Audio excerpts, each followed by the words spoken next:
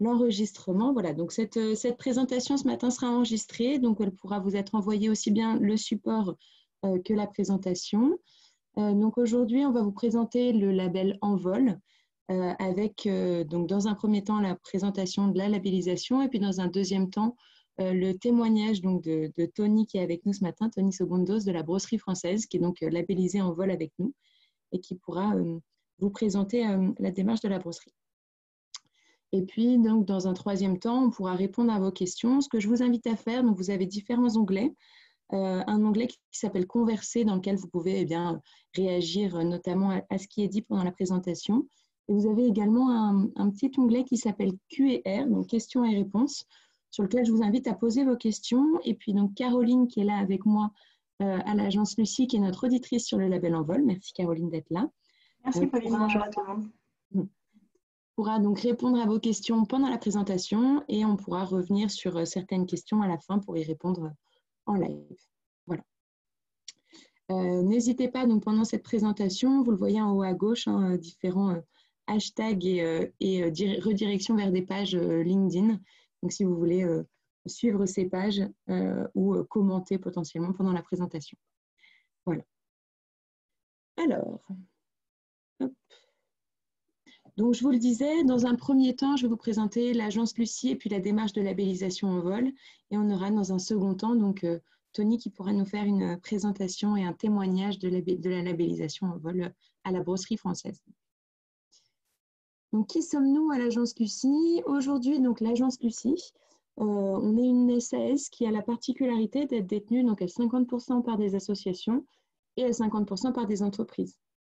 L'agence Lucie aujourd'hui, c'est la première communauté d'entreprises, mais également d'organisations de tout type, engagées en Europe sur des thématiques RSE diverses et variées, dont le label Envol, sur lequel on va revenir aujourd'hui. Et c'est donc une communauté avec aujourd'hui plus de 600 membres sur les différentes démarches qu'on anime. Une communauté qu'on fait se rencontrer et échanger sur les bonnes pratiques en RSE. Et puis, vous voyez à droite une petite équipe pour animer cette communauté et suivre les différentes démarches. Donc, on est une petite dizaine aujourd'hui à l'agence Lucie, dont Caroline avec moi ce matin qui accompagne les organisations sur le label Envol. Donc, comme je vous le disais, différentes démarches avec les 600 organisations engagées. Le label Envol sur lequel on va revenir ce matin, qui est donc un label de système de management environnemental, donc pour travailler sur les thématiques et les impacts environnementaux de vos organisations. Le label Lucie 26000 et le label Toumaï, qui sont des labels sur un référentiel issu de l'ISO 26000. Et puis le label du numérique responsable, qui est, comme son nom l'indique, pour travailler sur les thématiques du numérique. Voilà. Si jamais vous avez des questions sur ces labels, on pourra également y répondre en fin de présentation ou se rappeler par la suite pour en parler. Alors, une communauté de plus de 600 organisations engagées, dont 130 qui sont labellisées Envol aujourd'hui. Donc, vous voyez sur la carte la répartition de nos labellisés Envol un peu partout en France, avec une grande croissance, une très grande croissance sur les 5 dernières années, avec une prise en compte des enjeux qui sont aujourd'hui environnementaux, sociaux et sociétaux. Et puis, une communauté qui est très diverse et composée aussi bien de toutes petites organisations de moins de 10 salariés que de PME, de grandes entreprises, mais également de tout secteur d'activité et de toute forme juridique, donc avec également des associations, des communautés, etc. Tout le monde peut travailler donc, sur les thématiques de la RSE. Un écosystème très large pour l'agence Lucie, puis je reviendrai après sur l'écosystème du label Envol spécifiquement. Donc des partenaires stratégiques avec notamment un comité de labellisation pour la partie label Lucie 26000 et le label du numérique responsable, des consultants Lucie qui peuvent vous accompagner sur chacune des démarches et notamment le label Envol. Donc peuvent vous accompagner des consultants sur l'ensemble des étapes de la démarche pour cette labellisation. Des évaluateurs, donc avec notamment sur le label du numérique responsable Bureau Veritas, qui vient donc faire une évaluation à mi-parcours sur cette démarche-là. Et puis des partenaires internationaux, des experts sur diverses thématiques, des institutionnels, avec notamment CCI France, qui est donc à l'origine du label Envol. des médias et puis des clubs et réseaux sur diverses régions et thématiques. Voilà. Plus concrètement, donc, la démarche de labellisation en vol, qui est le sujet de cette présentation ce matin. Donc, comme je vous le disais, un label qui a été créé par la CCI France, donc Chambre de commerce et d'industrie, hein, pour ceux qui ne connaissent pas forcément, qui a donc créé ce label en pensant vraiment créer un label pour aider les organisations, les petites organisations à s'engager sur les thématiques environnementales et à les prendre en compte dans leur plan d'action. C'est un label qui aujourd'hui est géré donc par l'agence Lucie, qui vous permet donc de rentrer dans la communauté et d'échanger sur des bonnes pratiques. Et donc, comme je vous le disais, un passage de Bureau Veritas également sur cette démarche pour valider sur site l'ensemble des documents qui sont relatifs à la démarche de labellisation en vol. Un label qui est donc aligné sur la norme NFX 30205, un nom compliqué de norme. Peut-être que vous connaissez la norme ISO 14001, qui est donc une norme pareille sur les thématiques de management environnemental. Pour bien comprendre le label en vol, c'est se dire que c'est un premier pas vers cette certification ISO 14001, à savoir aider les organisations de petite taille à commencer à mettre en place et à faire attention aux différents impacts qui sont liés à ces activités, qui est considéré comme au niveau 1 vers derrière la certification ISO 14001. Comme je vous le disais, donc des démarches qui sont orientées sur une mise en place d'un système de management environnemental, un mot un peu compliqué qui est en fait un outil de gestion pour travailler et s'organiser dans votre organisation, à réduire et à maîtriser les impacts sur l'environnement qui sont liés donc, à votre activité. Donc dans tous les cas, je vous enverrai ce support. Vous avez toutes les définitions et puis les liens sur les différentes définitions de ce système de management environnemental. Voilà, donc c'est vraiment utiliser de façon rationnelle et raisonnée les ressources en réduisant les déchets dans votre organisation. Voilà. Concrètement, la démarche de labellisation, elle s'articule aujourd'hui en 5 étapes. Une première étape qui va être la création de votre compte. Donc, sur le lien que je vous ai mis ici, de Envol Évaluation, une étape qui va être assez rapide, de renseigner le nom de votre structure, le nombre de salariés. À savoir que le label Envol est aujourd'hui réservé aux structures de moins de 50 salariés. Donc, on peut aller jusqu'à 50 équivalents temps plein dans une organisation qui n'est pas trop en croissance sur les années qui viennent. Le label Envol étant valable sur les 5 années à venir. Voilà, donc ça va être une étape assez rapide où vous remplissez l'ensemble des informations sur votre organisation. Dans un deuxième temps, on va vous demander de déposer votre candidature sur cette même plateforme. Donc, pour déposer cette candidature, on va revenir plus précisément sur chacune des étapes de dépôt de candidature et vous allez devoir répondre à 27 questions. Et puis ensuite, donc, cette candidature sera analysée par notamment Caroline qui est là, qui fait les audits documentaires, qui va pouvoir, sous un mois, vous dire si vous êtes labellisé en vol. Et si oui, vous obtenez le label. Vous allez donc communiquer par la suite en interne dans votre entreprise, mais également en externe sur cet engagement de progrès sur une thématique environnementale. Et puis ensuite, faire vivre la démarche. Donc, comme je vous disais, c'est une démarche de labellisation qui dure 5 ans. Tous les ans, on va vous demander de mettre à jour la candidature et les 27 questions pour suivre le plan de progrès dans lequel vous vous engagez. Et puis, donc, sur ces 5 ans, Bureau Veritas passera une fois, en général à peu près à mi-parcours, donc à peu près à 2 ans et demi, 3 ans, pour s'assurer que les documents dont vous parlez, que les actions que vous engagez à mettre en place, sur site, sont bien mises en place. Voilà. Donc, concrètement, le dépôt de candidature, donc l'étape 2 avant d'avoir le label, comment ça se passe? Cette étape, donc, la première étape, ça va être d'expliquer concrètement le contexte de votre organisation pour qu'on puisse bien comprendre, dans un premier temps, quelles sont les activités que vous menez en interne. Donc, on va vous demander de réaliser une cartographie des activités ou cartographie des processus avec donc un schéma des différentes activités que vous menez en interne. Donc, par exemple, conception, vente, traitement des commandes, etc. Sur le site Envol Évaluation, donc sur le lien que je vous ai mis sur l'onglet, la page juste avant, vous aurez dans tous les cas un exemple type d'une cartographie des processus sur laquelle vous allez pouvoir réaliser la vôtre si jamais vous ne l'avez pas encore. Voilà, donc l'idée est vraiment de bien comprendre chacune des activités qui sont menées dans votre organisation.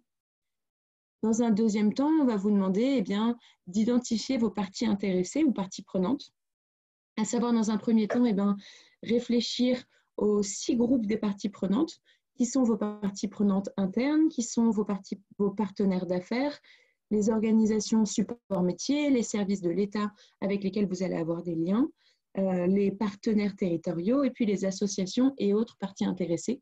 Donc, c'est vraiment vous questionner sur quelles sont les différentes organisations et les différentes parties prenantes et personnes avec qui vous avez des liens, et notamment sur la thématique environnementale qui vont vous impacter dans un sens et puis sur lesquels vous allez avoir un impact également.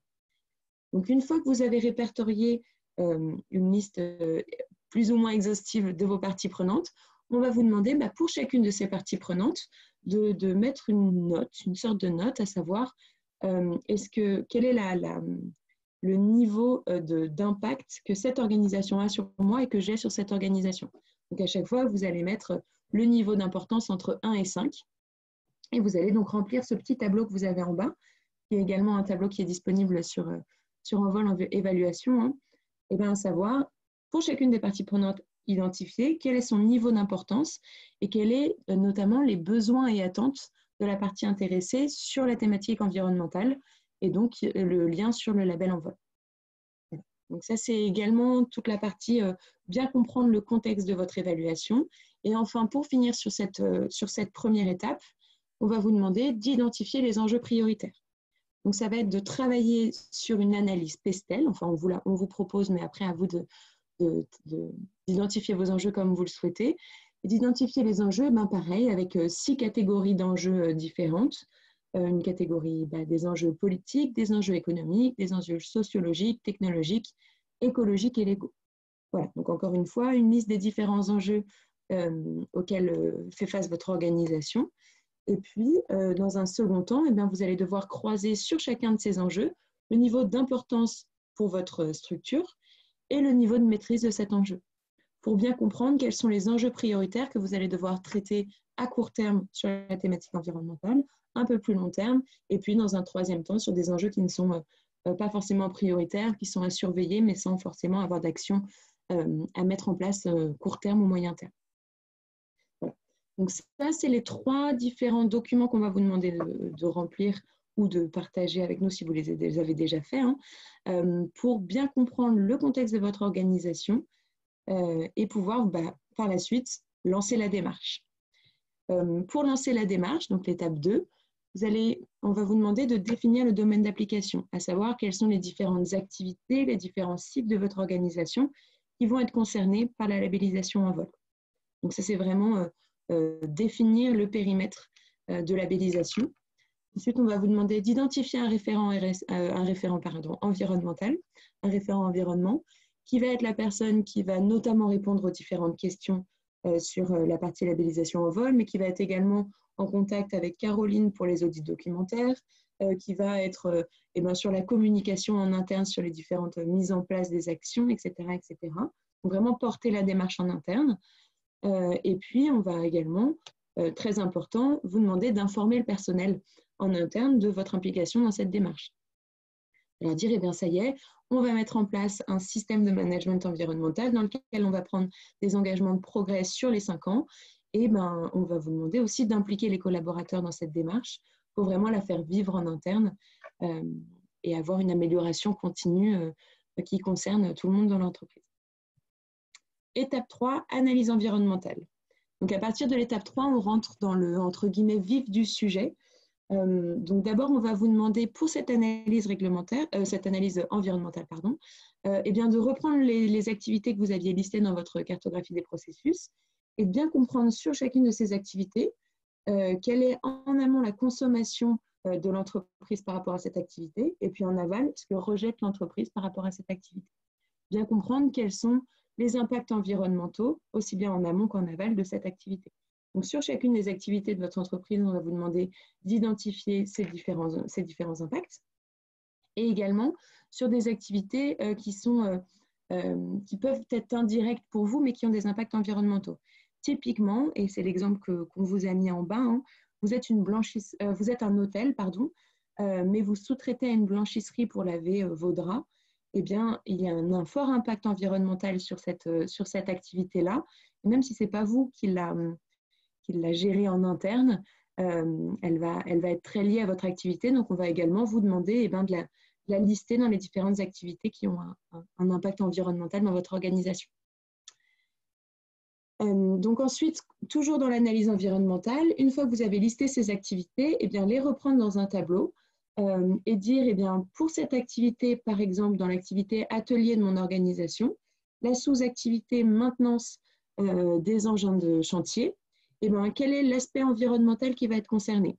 Est-ce que vous allez avoir un risque de fuite, par exemple, et de carburant. Et dans ce cas-là, c'est une activité, donc le A qui est présenté ici, c'est une activité anormale puisque c'est un risque, mais qui n'est pas quelque chose qui va être quotidien. Ou alors, par exemple, dans un laboratoire sur la partie réfrigération, une importante consommation d'électricité dans la chambre froide. Et dans ce cas-là, c'est une activité normale, mais qui a également un lien sur un impact environnemental. Voilà, donc on va vous demander de dire si c'est un fonctionnement qui est normal ou anormal, et ensuite, quel est l'impact environnemental qui est lié. Typiquement, pour la risque de fuite d'huile et de carburant, l'impact qui est lié, ça va être la pollution des sols. Vous allez avoir donc dans ce tableau, qui est évidemment encore une fois disponible sur la plateforme Envol, un onglet qui répertorie de façon non exhaustive, mais assez complet, les différents impacts environnementaux qui peuvent être mis donc, dans cette case, donc pollution des sols, consommation d'énergie, pollution de l'eau, etc. Création de déchets, etc. Voilà. Et on va ensuite, dans un second temps, vous demander de mettre une note d'impact sur chacune de ces activités et sous-activités. La note d'impact, qui va être donc sur 12, elle est divisée en 3 notes. La note de fréquence, de gravité et de maîtrise. À savoir, quelle est la fréquence, donc une note sur 3. Est-ce que c'est peu fréquent, moyennement fréquent ou très fréquent, 1, 2 ou 3 points. Pareil pour la gravité. Est-ce que c'est une gravité qui est mineure, qui est modérée ou qui est critique? Pareil pour la maîtrise. Et ce qui va vous donner donc automatiquement la note d'impact sur 12. Si cette note est supérieure à 8, elle apparaît donc en rouge et on va vous demander de prendre des actions correctives sur le court ou moyen terme. Voilà, donc de vous engager sur ces actions-là. Et donc, sur chacune de ces actions, on va vous demander quels sont les moyens qui sont actuellement mis en œuvre sur cette thématique-là et quels sont les moyens que vous vous engagez à mettre en œuvre court terme, moyen terme ou plus long terme sur la démarche Envol, donc de préciser ces moyens-là. Voilà pour l'analyse environnementale. Dans un quatrième temps, donc sur l'étape 4, et dans un second temps sur l'analyse, on va vous demander de faire une analyse réglementaire. L'analyse réglementaire, c'est donc vérifier sa conformité par rapport aux textes qui sont applicables à votre activité. Pour cela, on vous donne accès à Enviroveille. Donc, vous avez un accès gratuit pendant 2 mois et ensuite, donc, pour les labelliser, un accès offert pendant 6 mois supplémentaires. Vous avez le lien sur Enviroveille et vous allez devoir donc, faire la liste des différents textes qui sont applicables et vérifier donc, le domaine qui est lié, le domaine environnemental qui est lié et si vous êtes en conformité ou non avec ces textes qui sont applicables et réglementaires. Si vous n'êtes pas en conformité, il va falloir évidemment mettre des actions correctives à court terme pour répondre aux différentes réglementations qui vous sont imposées. Voilà. Donc, une analyse réglementaire et une analyse environnementale dans votre organisation qui vont vous permettre, in fine, de mettre en place un plan d'action. Le plan d'action, qui est donc l'étape 5, qui est la partie la plus importante du label Envol. Le label Envol étant non pas un label de notation ou de niveau, où on va vous dire c'est bien, vous avez ce niveau-là, vous avez donc le label, mais c'est un label de progrès. On va donc vous donner le label parce que vous vous engagez à progresser sur les différentes thématiques sur lesquelles vous avez de la marge de manœuvre sur la partie environnementale. Voilà. Donc, ce plan d'action très important dans lequel vous allez reprendre d'abord sur chacune des actions que vous aviez identifiées, quelle est l'origine de cette action. Donc l'origine, elle peut venir soit de l'analyse réglementaire que vous avez fait juste avant, soit de l'analyse environnementale, soit une autre analyse en interne ou d'autres engagements que vous avez envie de prendre que vous n'avez pas forcément identifiés dans les 2 analyses précédentes. Ensuite, quel est l'aspect environnemental? C'est les différents aspects dont on parlait tout à l'heure, sur la pollution des eaux, pollution des sols, etc. Quelle est l'action que vous souhaitez mettre en œuvre? Donc ça, c'est l'action que vous aviez identifiée donc, dans le tableau précédent. Par exemple, sur l'analyse réglementaire, l'action qu'on souhaite mettre en œuvre, c'est de réaliser régulièrement une veille réglementaire face à EnviroVeille. S'ajoute à donc cette action que vous allez mettre en place un indicateur et une échéance. L'indicateur chiffré sur, là, typiquement, le nombre de nouveaux textes identifiés comme applicables, avec un objectif et une échéance pour cet objectif. L'objectif est d'identifier tous les nouveaux textes applicables à votre structure. Qui va être le responsable pour cette action-là? Donc là, typiquement, ça va être le référent. Et quelle est l'échéance de cette action dans votre organisation? Donc, est-ce que vous vous engagez à mettre en place cette action sur 1 an? Est-ce que vous typiquement pour cette action exemple, c'est une action qui va être récurrente et donc vous vous engagez à vérifier la mise à jour de ce registre à date de labellisation tous les ans, etc. Et enfin, dans ce tableau, on va vous demander quel est le statut de cette réalisation. Est-ce que vous êtes en cours? Est-ce que c'est un engagement sur lequel vous n'avez pas encore commencé à mettre d'action en place? Est-ce que l'action est déjà réalisée? Donc, vous remplissez le statut de la réalisation. Et puis, tous les ans, donc à la mise à jour de votre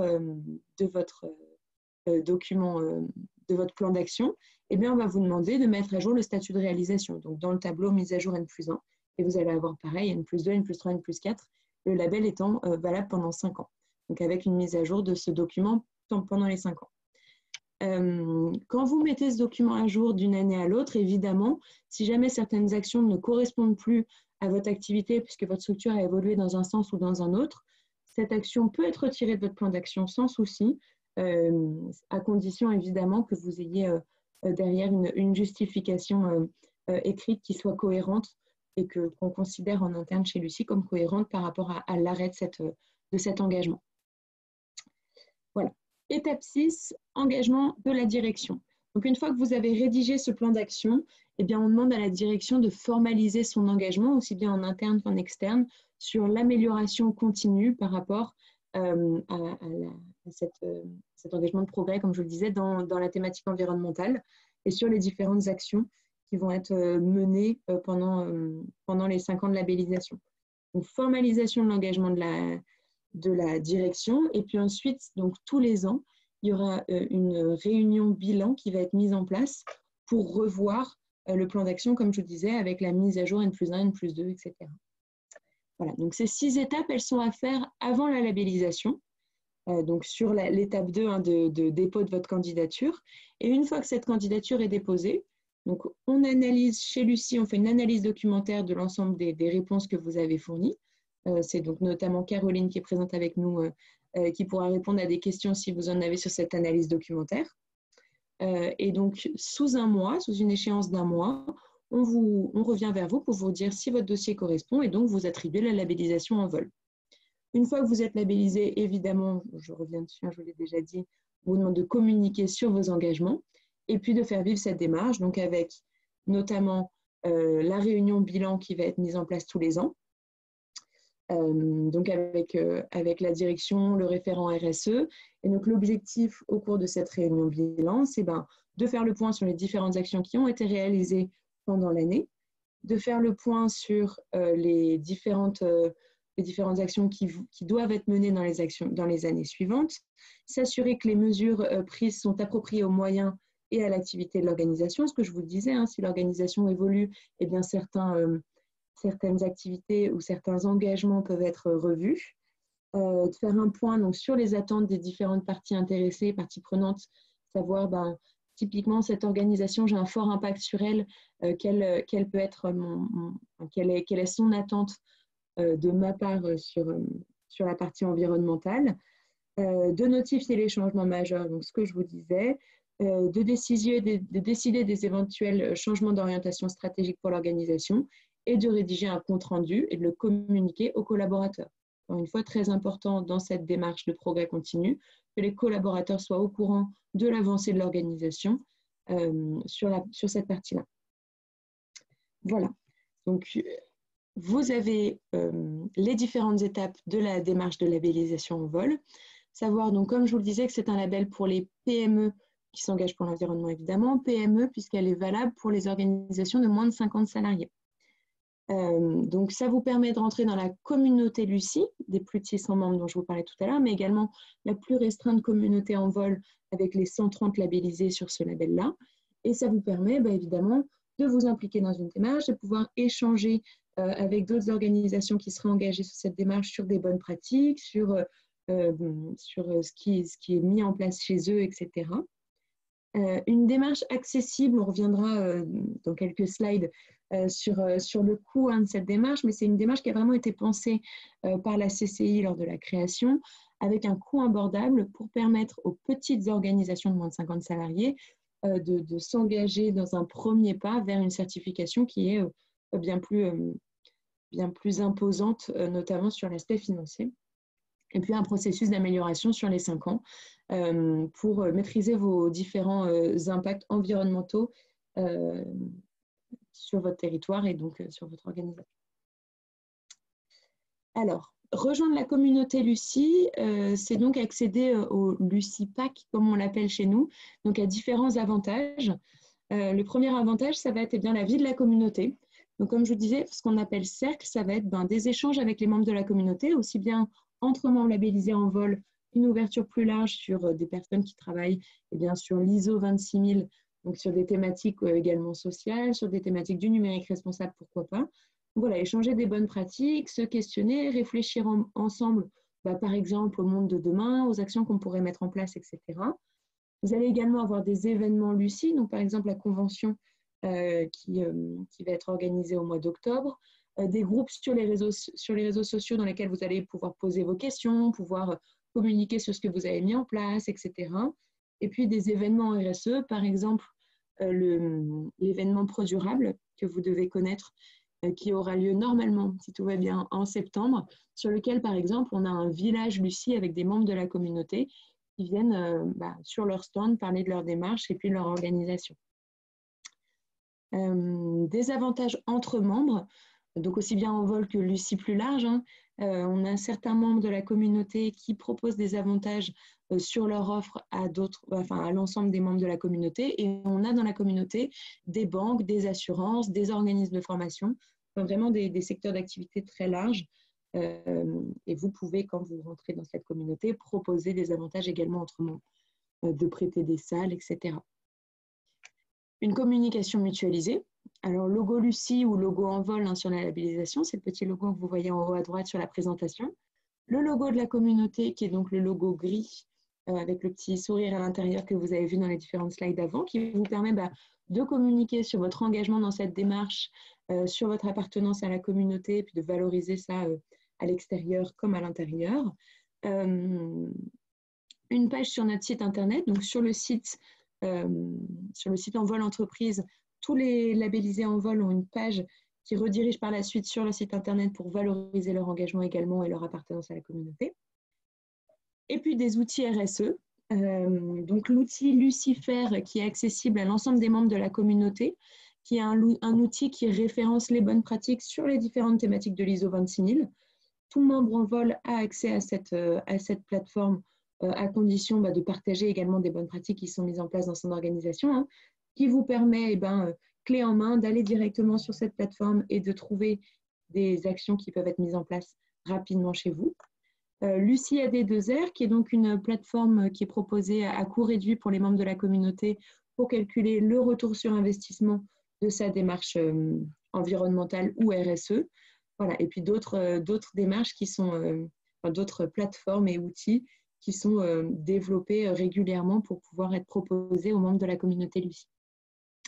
Et enfin, donc, le coût de la labellisation, je vous avais dit qu'on reviendrait dessus. Donc un coût qui est pour une organisation de 1 à 9 salariés de 300 € par an, soit 1 500 € sur les 5 ans de labellisation.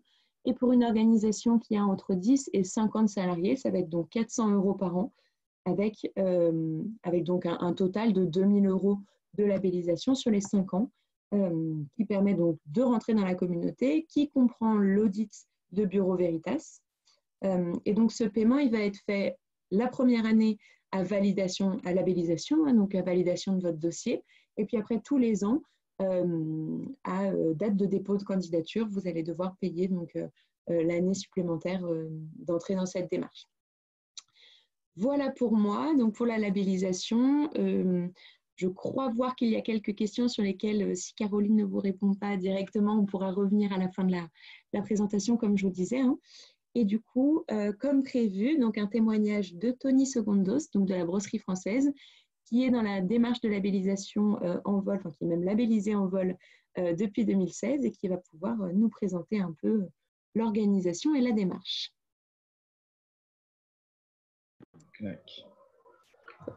Bonjour à tous. À me dire et je passe les slides de la présentation. Oui, je vous dirai quand je souhaite passer les slides. Bonjour à tous, donc je suis Tony Segundos. Je suis responsable achat, qualité et logistique à l'entreprise La Brosserie Française et également référent en vol.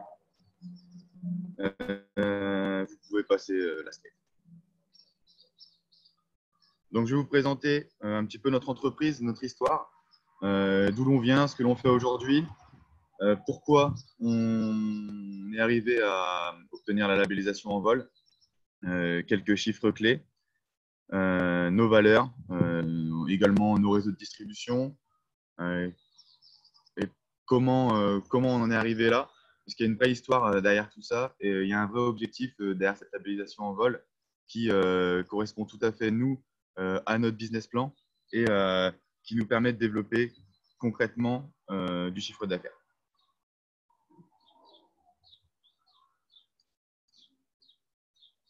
Voilà, donc je ne vais pas faire quelque chose de très rébarbatif sur notre histoire. Cependant, il faut comprendre que la brosserie française, c'est une industrie de brosserie.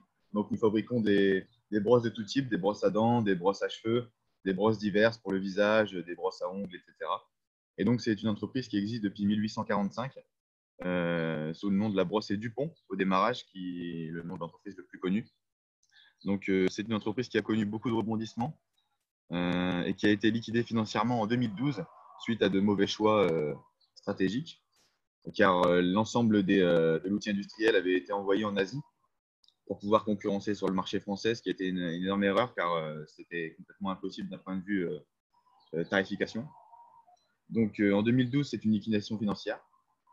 L'ancien directeur achat de l'entreprise décide de racheter la société, de l'appeler la Brosserie Française et d'orienter cette entreprise sur 3 principales valeurs, l'éco-citoyenneté, l'innovation et le fabriqué français. Donc, c'est-à-dire qu'aujourd'hui, nous sommes certifiés label en vol, mais également Origine France Garantie. Plus de 95% de nos produits sont fabriqués sur le territoire français. Nous nous battons également pour l'innovation dans chaque développement de produit et l'éco-citoyenneté, parce que nous faisons des choses éco-citoyennes en interne et j'en reparlerai après avec le label en vol qui correspond tout à fait à nos valeurs. Donc, nos chiffres clés. Donc, création en 2012, 170 ans de savoir-faire. C'est indiqué 31 salariés, mais en réalité, nous sommes plutôt 35-36 salariés, plus quelques intérimaires de temps à autre. Un chiffre d'affaires en constante évolution, donc depuis la création de l'entreprise. On commence à 4,2 millions en 2013. En 2009, nous finissons l'année à 6,5 millions. Donc, une belle progression portée principalement par l'évolution de nos marques propres, c'est-à-dire qu'on travaille pour des clients industriels également, qui représentent environ 50% de notre chiffre d'affaires. Mais nos marques propres sont en pleine croissance depuis quelques années, et ce, notamment poussées par les réseaux du bio, et donc portées également par le label en vol. Notre production annuelle, donc globalement, nous fabriquons 8 millions de brosses à dents par an, 400 000 brosses à cheveux par an, et 100 000 brosses diverses. Donc, pour la petite anecdote, nous sommes les derniers fabricants de brosses à dents en France. Voilà.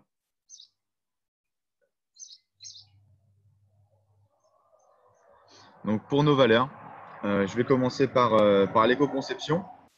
Donc, de la création de nos produits jusqu'au réseau de distribution, nous essayons toujours de conserver une chaîne éco-citoyenne. Donc là, c'est-à-dire que si je prends un exemple sur l'une de nos dernières créations, pardon, ce sont les brosses à dents en bois. Donc, vous connaissez certainement les brosses à dents en bambou. Nous n'avons pas fait le choix de partir sur du bambou pour plusieurs raisons, notamment éco-citoyennes.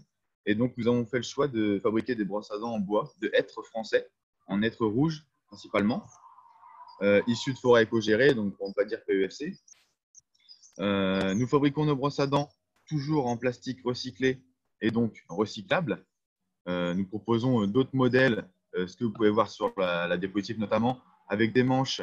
Donc le premier sur la gauche, ça c'est un manche en PP recyclé, en plastique recyclé et en coquille Saint-Jacques.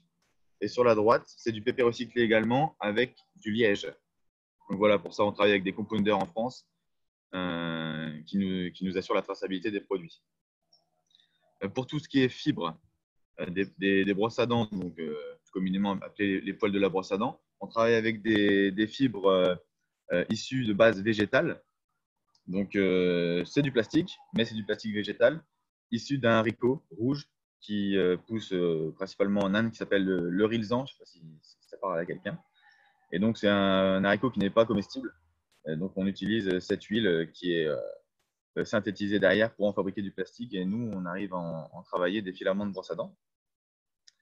On travaille également avec, pour des brosses à cheveux avec des soies, du nylon également issus de produits végétaux.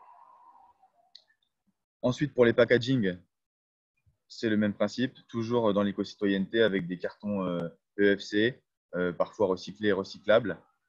Impression avec des encres végétales. Voilà, c'est pour que vous puissiez comprendre un petit peu nos valeurs sur l'éco-conception dans nos produits. Vous pouvez passer la diapositive. Donc, c'est également le Made in France.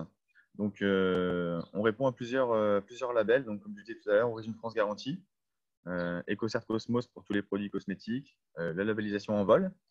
Il est important de comprendre que nous sommes aussi une entreprise certifiée ISO 9001, mais également ISO 13485, qui est la norme du dispositif médical, car nous fabriquons des brosses à dents qui sont vendues en pharmacie par un client industriel en tant que dispositif médical. Et nous respectons également les bonnes pratiques de fabrication pour la cosmétique ISO 22716. Voilà.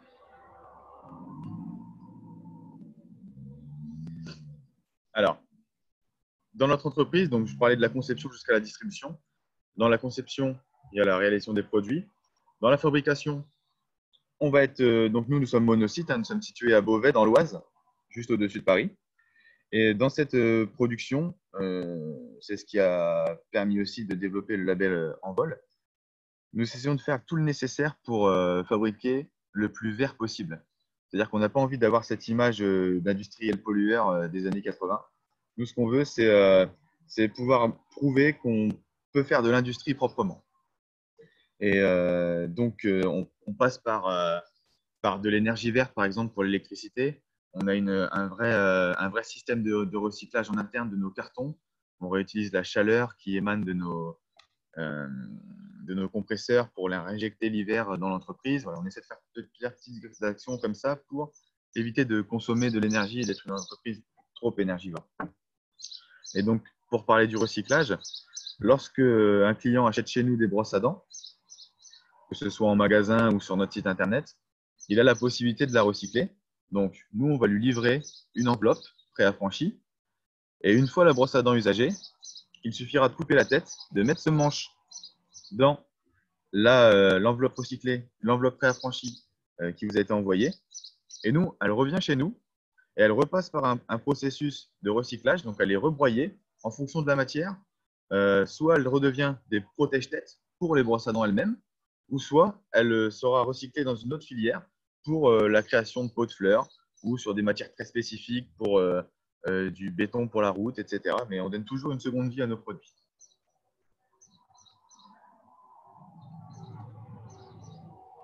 Si vous allez, je fais une petite parenthèse, si vous allez dans les magasins Biocoop, les magasins La Vie Claire, tout ce qui est marché du bio, vous trouverez parfois, on se bat pour qu'il y en ait de plus en plus, des boîtes de recyclage au niveau des caisses. Et ce sont le même principe en fait. Vous achetez votre brosse à dents chez Biocoop, chez La Vie Claire, vous coupez la tête, vous ramenez le manche, vous le mettez dans la boîte à la caisse et eux nous renvoient les boîtes directement chez nous. Et c'est le même principe. Ça part pour un recyclage.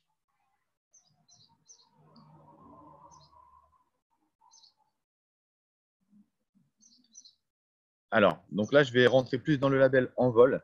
Donc, pourquoi nous avons choisi Envol?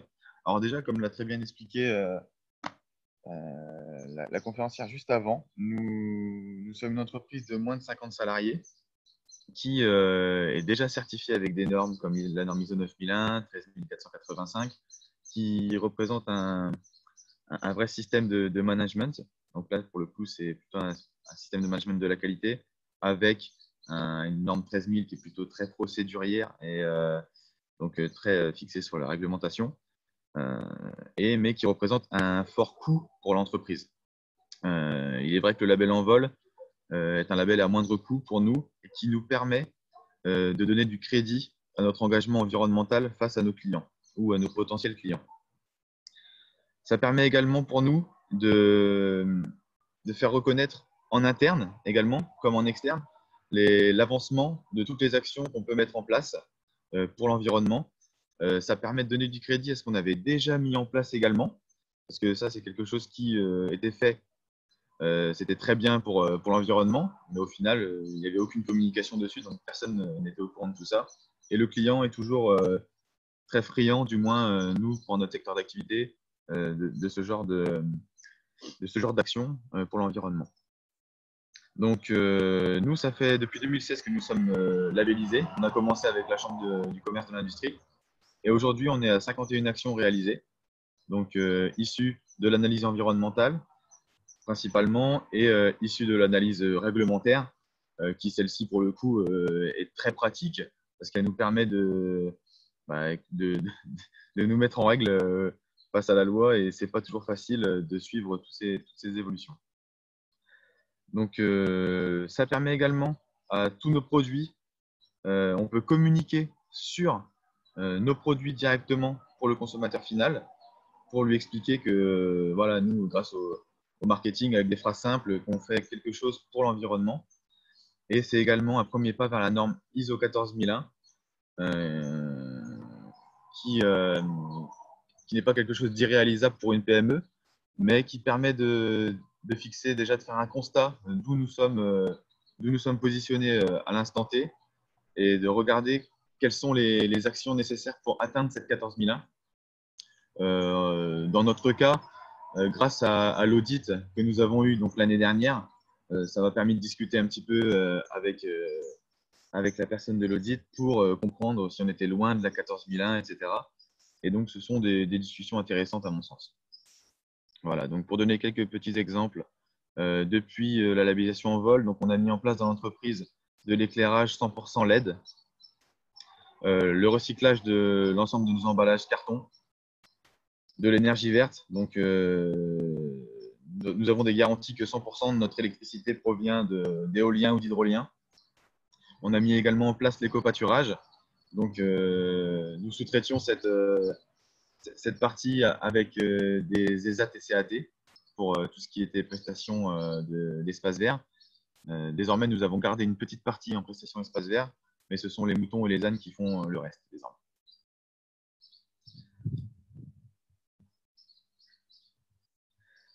Voilà, donc comme j'expliquais un petit peu plus tôt, pour nous, et émanant de la direction, c'est ça qui est important à comprendre aussi, c'est une vraie philosophie industrielle de pouvoir travailler en respectant l'environnement.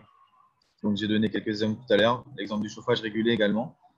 La boucle vertueuse de nos gammes, ça passe par le recyclage avec les enveloppes, etc., les boîtes que vous pouvez trouver chez Biocoop, l'éco-pâturage. On a également des ruches, donc 3 ruches, chez nous pour la biodiversité, avec une personne qui vient, qui fait le travail et qui nous explique et qui est toujours très, très intéressante à écouter sur la vie des abeilles et notamment la biodiversité, parce que nous, on a la chance d'être dans une usine, mais proche d'une rivière avec de la forêt, etc. Donc, c'est important pour nous de conserver la beauté du paysage. C'est toujours plus agréable de venir travailler avec tout ça.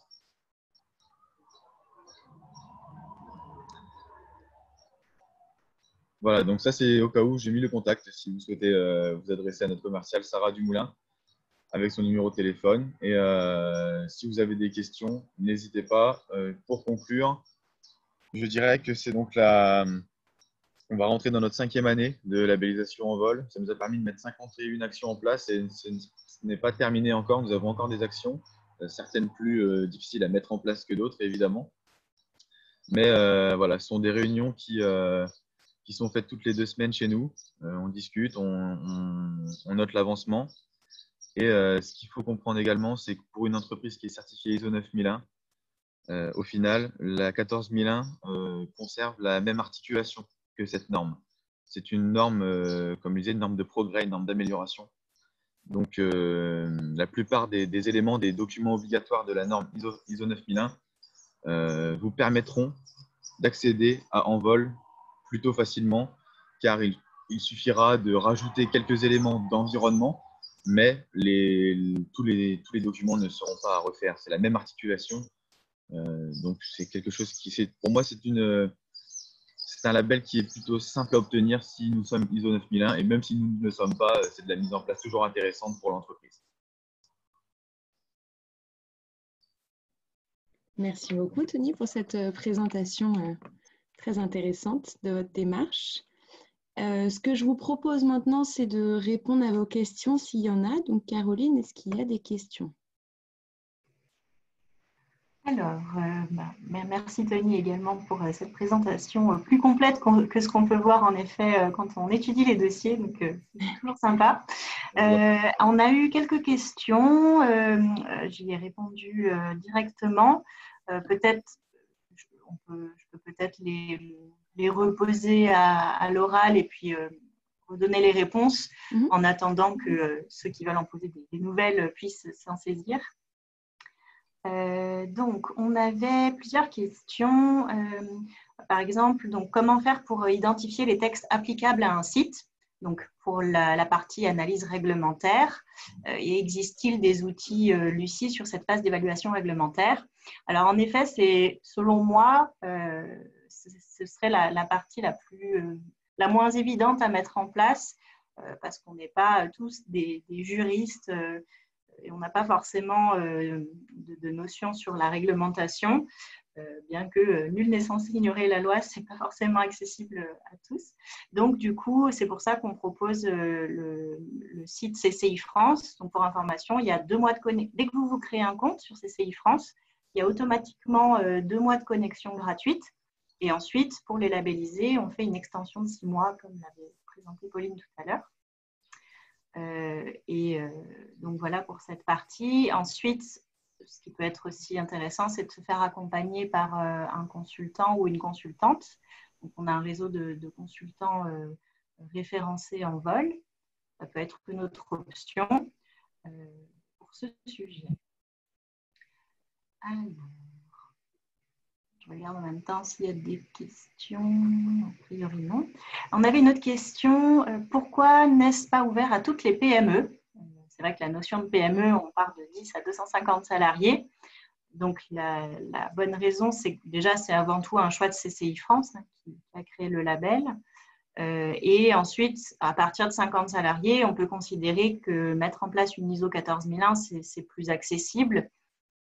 Et la création du label en vol n'était pas du tout de suppléer au label, à la certification ISO 14001, mais vraiment voilà, d'être un premier palier, une première aide pour des plus petites structures qui auraient peut-être moins de moyens financiers également et moins de ressources en interne pour se lancer tout de suite dans la 14001. Voilà, la vocation, on a des structures qui basculent du label en vol vers la 14001. c'est l'objectif, c'est un des objectifs en effet. Mais on peut aussi rester au premier niveau pendant plusieurs cycles sans problème. Alors, je regarde s'il y a une autre question. Alors, on a une question de Romain, je pense à destination de Tony. Oui, tout à fait, oui. Je viens de la lire. Oui.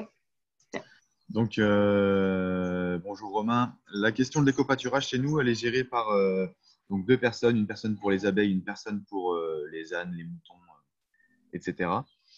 Et donc, la personne qui gère ça, c'est une personne qui gère chez nous une équipe d'intérimaires. Donc, c'est un peu plus simple pour nous. Et c'est une personne qui met à disposition des animaux dans les entreprises, on va dire, dans un périmètre de 30 km. Et c'est lui qui s'en occupe complètement. C'est-à-dire que nous, on met à disposition le matériel nécessaire. Donc là, pour le coup, on a des clôtures avec des éléments électrifiés solaires. Donc ça, c'est nous qui mettons à disposition. C'est quelque chose de très simple à faire. Par contre, le fait de s'occuper des animaux, c'est vraiment lui qui va venir les chercher, qui va les transférer de temps à autre, qui va dire, bon, bah, écoutez, là, le terrain, il n'y a plus à manger pour eux, on va les mettre à côté, on va les mettre ailleurs. Voilà, c'est principalement une question de ça. Et c'est quelqu'un qui prend vraiment très, très soin des animaux. C'est une passion pour lui. Donc, c'est toujours très intéressant. Et ça amène vraiment, au début, on avait un petit peu d'appréhension là-dessus. Parce que malgré tout, si on parle d'analyse environnementale, il y a quand même des déchets de rejetés. Donc, des odeurs, du bruit, etc. Mais ce sont des bruits, au final, agréables qui plaisent à tout le monde. Et donc, il n'y a rien de bien spécifique en termes d'organisation. Et pour les abeilles, c'est pareil. C'est une personne qui vient de temps en temps. Et si on a un souci, on l'appelle. Et il est prévenu de nos congés. Il n'y a pas beaucoup de gestion pour les abeilles. Voilà. Super, merci beaucoup. On a une autre question d'Emmanuel pour vous aussi, Tony. Quelle perspective pour votre démarche environnementale? Alors écoutez, c'est une bonne question. Quelle perspective? On est dans l'avant-dernière année de notre label en vol. Donc on compte aller au bout déjà d'une. De deux, naturellement, l'entreprise en pleine croissance. L'idée à terme, ce serait d'atterrir sur la 14001. Cependant, c'est la direction qui prendra ce choix, car comme nous ne sommes pas si loin de la labellisation, enfin, de la norme ISO 14001, après, c'est le poids financier qui pèsera plus dans la balance. Donc, je ne peux pas mettre la casquette de directeur car ce n'est pas la mienne. Donc, je ne sais pas. Je sais pas. Pour l'instant, on continue en vol. Et certainement, je dirais dans 5 à 10 ans, nous serons labellisés 14001, peut-être avant. Merci beaucoup. On a une autre question de Pierre. J'ai vu passer la mention ruche naturelle. Est-il possible d'expliciter le mot naturel?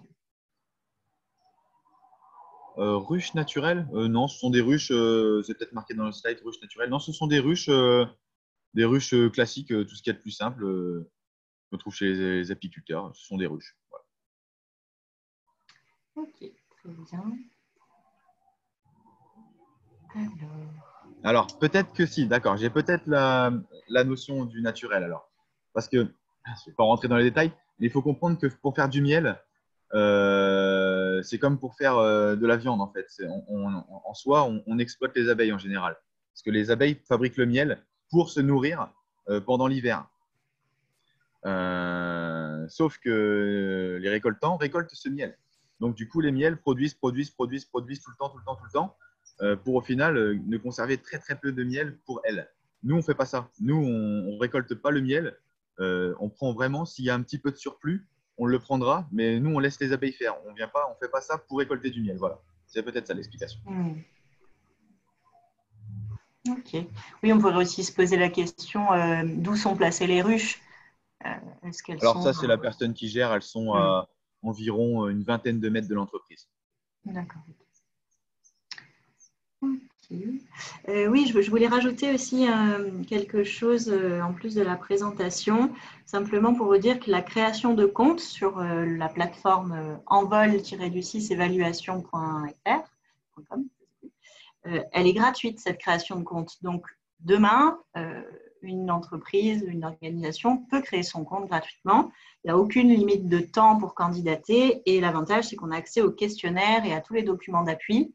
Donc, si vous voulez juste voir à quoi ça ressemble et commencer à répondre aux questions, commencer à mettre une démarche en place, mais que vous n'êtes pas encore prêt à candidater, bah voilà, il n'y a aucun souci pour ça. La plateforme elle reste ouverte. Et si vous avez besoin, voilà, s'il y a quelques questions, vous pouvez aussi nous appeler. Mais pour tout accompagnement plus poussé, en tout cas, ce sera plutôt le réseau de consultants. Alors, j'ai mis le lien, il y a la question qui a été reposée. On va faire une page un peu plus distincte sur le site Envol Entreprise. Donc, il y a bien deux sites différents. Il y a le site web Envol Entreprise qui présente le label Envol. Et puis ensuite, il y a la plateforme sur laquelle, qui sert de lien entre les auditeurs, Bureau Veritas et puis la structure. Donc, sur le site, je vais peut-être vous remettre le lien où on vous l'enverra. Ce sera plus simple, on vous l'enverra. Vous retrouvez la carte des consultants qui sont déjà, on a une petite, je dirais une petite vingtaine de consultants pour l'instant qui sont référencés et qui peuvent vous accompagner si besoin. Voilà. Samy qui nous dit avoir participé à une formation Lucie qui était superbe. Merci Samy. Est-ce que vous avez d'autres questions?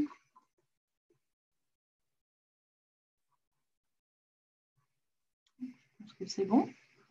Si on a fait le tour des questions, merci Caroline d'avoir répondu à ces différentes questions. Merci beaucoup à Tony pour votre participation à ce webinaire.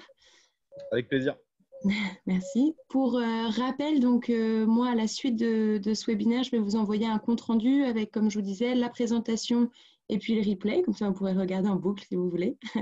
Et n'hésitez pas, donc là, je vous ai mis la page avec donc, le contact de mon collègue Michael, qui est aussi présent avec nous ce matin, et puis mon contact. Si vous avez des questions sur le label Envol, si vous avez des questions sur d'autres démarches potentiellement de l'agence Lucie, n'hésitez pas à nous contacter et on y répondra au mieux. Voilà. Et bien sur ce, je vous souhaite une très bonne journée à tous. Merci beaucoup pour votre participation et puis à bientôt, j'espère. Bonne journée à tout le monde. Au revoir. Merci, au revoir. On a une dernière question de Magali, mais on va vous répondre en direct, d'accord? On fera comme ça. Au revoir, merci. Au revoir.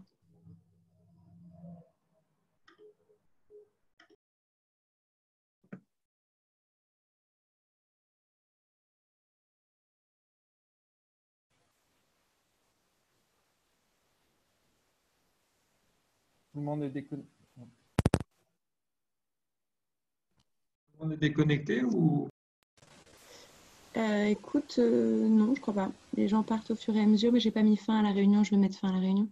Okay. Oui, si tu peux me laisser 2 minutes, je réponds juste à Magali rapidement, même si on le refera après.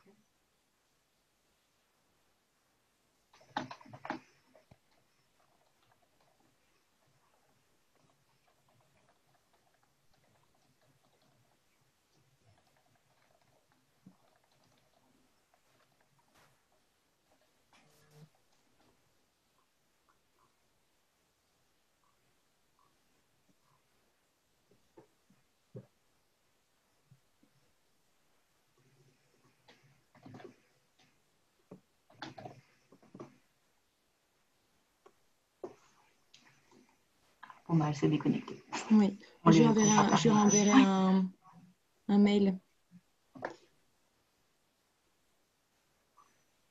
T'as arrêté l'enregistrement ou pas?